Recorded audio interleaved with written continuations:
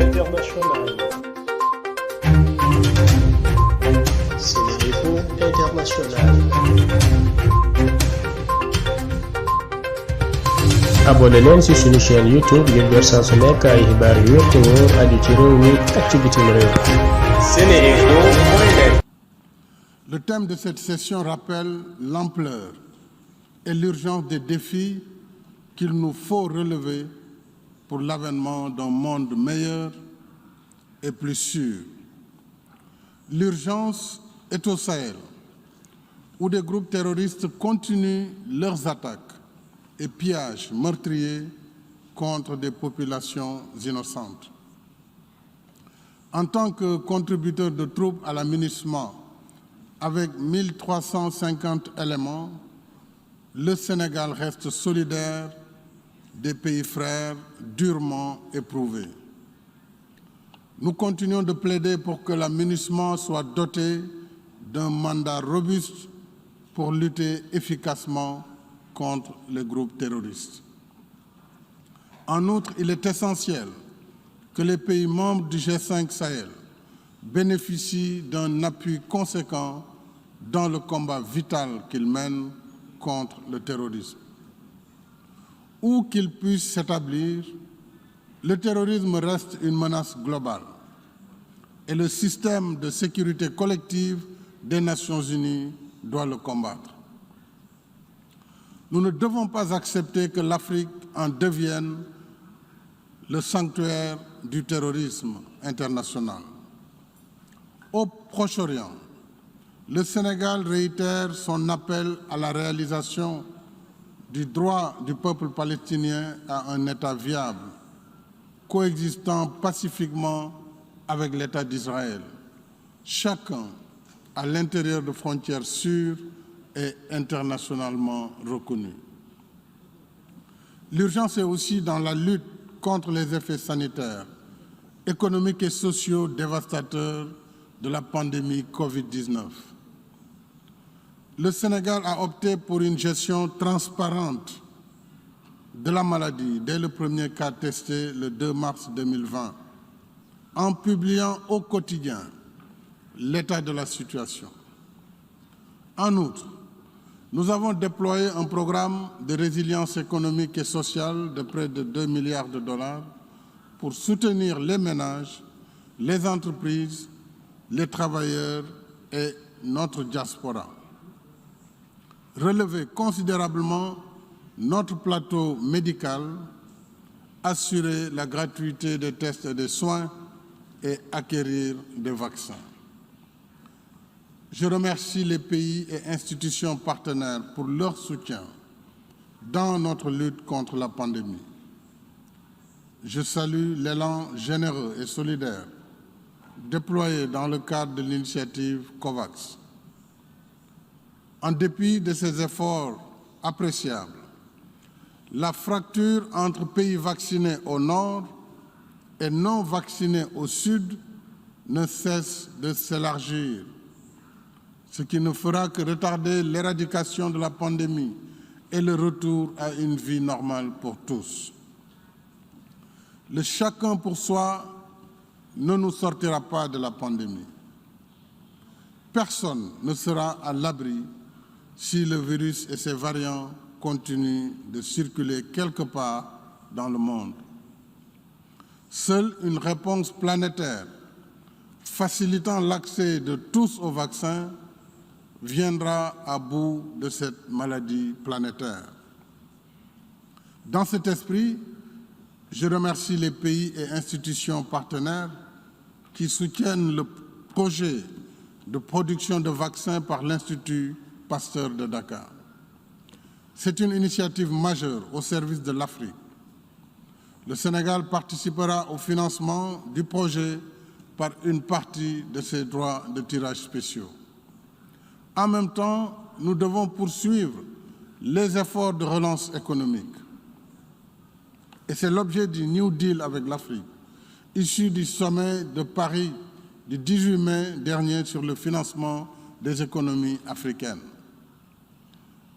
Grâce au consensus réalisé au sein du G20, le premier objectif du sommet a été atteint avec l'émission historique de DTS à hauteur de 650 milliards de dollars.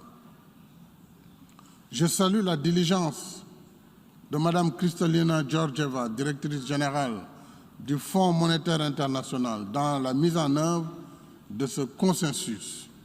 Ainsi, l'Afrique a pu disposer de son quota de 33 milliards de dollars seulement pour renforcer sa résilience sanitaire, atténuer en partie l'impact de la crise et amorcer la relance économique.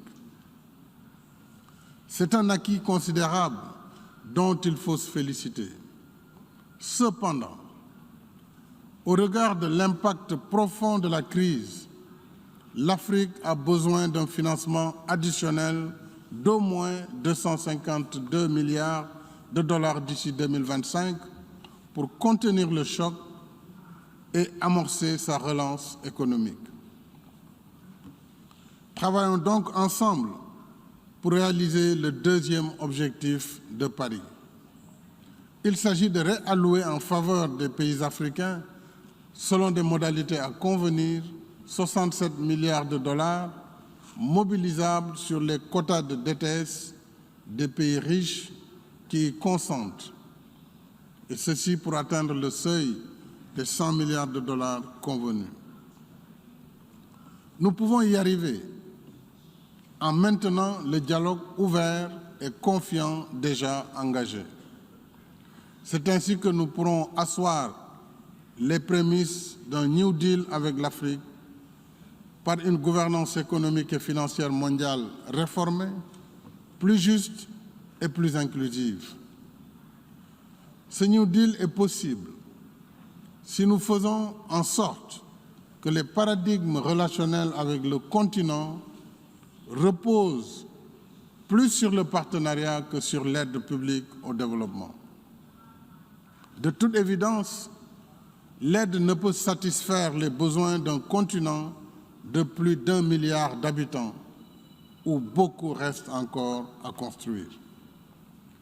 En plus de ces efforts internes, l'Afrique en quête d'émergence a surtout besoin d'accéder à des ressources concessionnelles et mixtes conséquentes sous forme de prêts pour financer les secteurs indispensables à son décollage économique. Il s'agit, entre autres, des infrastructures, de l'énergie, de l'agriculture, de l'industrie, mais également des secteurs comme l'eau et l'assainissement, la santé, l'éducation et la formation, entre autres. Pour ce faire, un New Deal avec l'Afrique devrait aider à vaincre les déterminismes qui entravent l'accès du continent à ses ressources. J'appelle les pays et institutions partenaires à travailler avec nous à l'assouplissement des règles de l'OCDE pour libérer le potentiel de l'investissement en Afrique. Chacun y trouvera son compte, car les besoins en investissement d'une Afrique en construction constituent autant d'opportunités de croissance et de prospérité partagée. De même, la réforme des Nations Unies s'impose 76 ans après la naissance de notre organisation. Le système multilatéral inspire confiance, pour autant qu'il fédère les aspirations et intérêts de toutes les composantes. Il est temps que la composition du Conseil de sécurité reflète les réalités des Nations Unies du XXIe siècle, dans toute leur diversité, et non celle révolue du monde de l'après-guerre. Le Sénégal réaffirme ainsi son attachement à la position africaine commune exprimée dans le consensus du Jules-Veny. Bâtir notre avenir commun, c'est aussi prendre soin de notre planète, conformément aux principes de responsabilité commune mais différenciée face aux ravages du réchauffement climatique. Au titre de sa contribution déterminée nationale, le Sénégal poursuit ses efforts de transition énergétique, portant les énergies renouvelables à plus de 30% de ses capacités électriques installées. Ce taux sera renforcé avec le projet en cours d'électrification solaire de 1000 villages en partenariat avec le Fonds vert climat et la Banque ouest-africaine de développement. À terme, grâce à la stratégie Gas to Power, nous visons un objectif de 100% d'énergie propre avec l'exploitation prochaine de nos ressources gazières. Mais nos pays ne peuvent réussir la transition énergétique et renoncer au schéma pollueur des pays industrialisés sans une alternative viable, juste et équitable.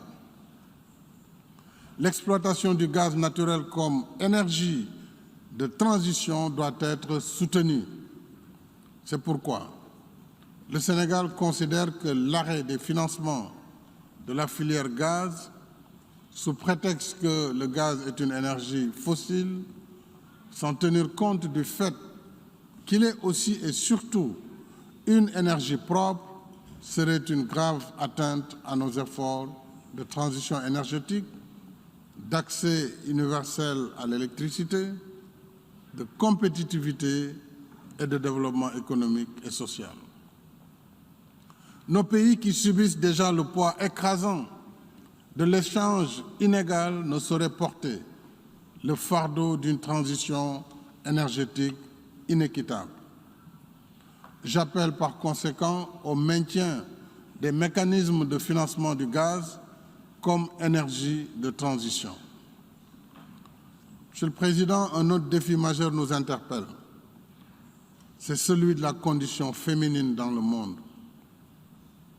Alors que nous venons de célébrer le 25e anniversaire de la déclaration et du programme d'action de Beijing avec l'initiative Génération Égalité, nous savons que des progrès ont été certes accomplis, mais nous mesurons surtout le long chemin qui nous sépare de l'objectif d'élimination de toute forme d'inégalité, de discrimination et de violence contre les femmes et les filles. Il n'est pas acceptable que les femmes et les filles qui constituent la moitié de l'humanité continuent de subir de tels traitements au XXIe siècle. Ainsi, le Sénégal a criminalisé depuis janvier 2020 les actes de viol et de pédophilie. Continuons la mobilisation générale en faveur de la protection et de l'autonomisation des femmes, mais également des jeunes, y compris par la promotion de la finance inclusive et la mobilisation des ressources au titre de la campagne Global Financing Facility initiée par la Banque mondiale. Monsieur le Président, chers amis, les temps sont assurément difficiles et incertains. Mais nous devons garder espoir, comme le suggère le thème de notre session. Pour ce faire, il nous faut agir en nous souvenant que les Nations Unies ont été bâties sur la promesse d'un monde meilleur, régi par le respect des principes de souveraineté, de coopération et de diversité des peuples.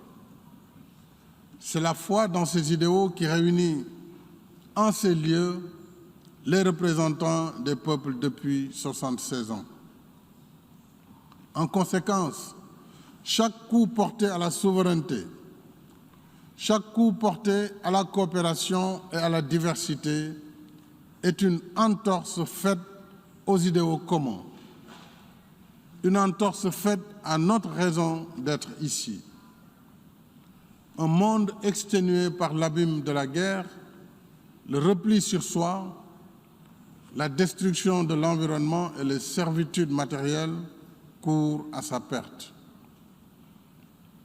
La promesse d'un monde meilleur pour tous fleurie sur le terreau du dialogue et du respect mutuel, et non dans le dogme du conformisme, du mépris culturel et civilisationnel.